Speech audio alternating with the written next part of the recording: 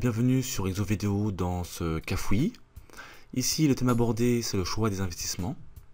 L'énoncé est le suivant. L'unité commerciale Cafouillis est spécialisée dans le coaching d'optimisation d'espace.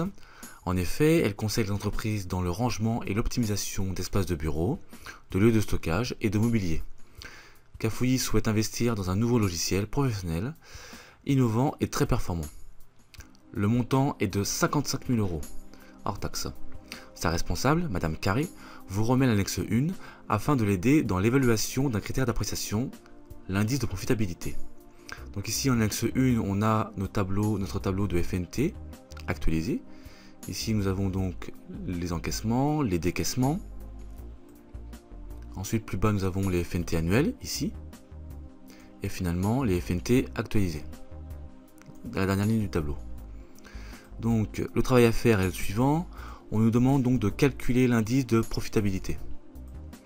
Donc on va partager notre page en deux comme ça. Comme ça nous aurons une vue sur les FNT actualisés.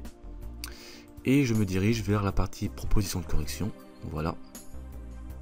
Alors pour répondre à cette question, en fait, il faut appliquer une formule pour changer, qui est la suivante, qui est donc somme des FNT actualisés. Donc on va mettre formule si vous voulez. Formule plutôt.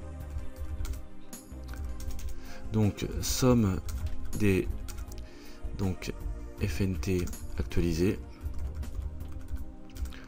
moins le montant de l'investissement. Pardon. Divisé, excusez-moi, le montant de l'investissement. Voilà. Donc ici, ce qu'on va avoir, plutôt mettre FNT en majuscule. Voilà. Donc ici, ce qu'on va avoir, c'est donc la somme de cette dernière ligne ici, la dernière ligne du tableau, les FNT actualisés.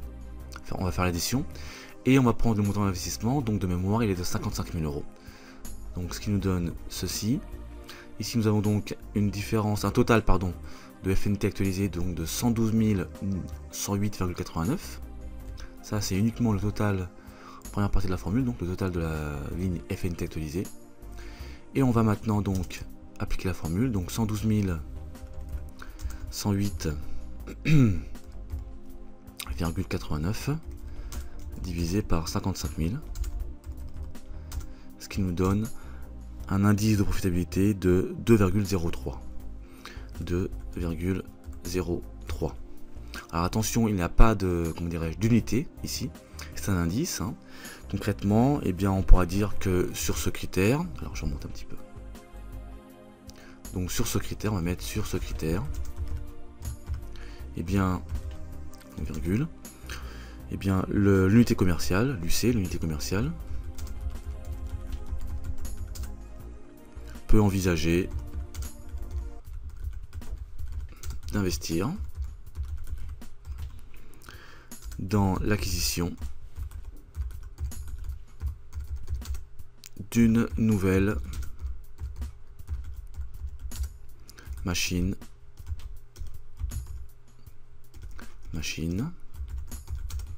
auto-nettoyante.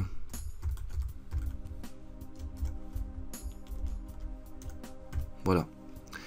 Donc ce qu'il faut faire généralement, c'est comparer donc ce que l'on trouve à 1, puisque à partir de 1, eh bien, on pourra considérer que sur ce critère que l'investissement est envisageable.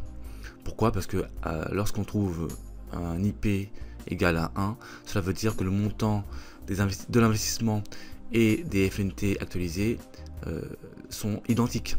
Donc il n'y a ni gain ni perte. Donc au-delà de 1, l'entreprise commence à effectuer, donc à réaliser des bénéfices, et en deçà, elle perd de l'argent.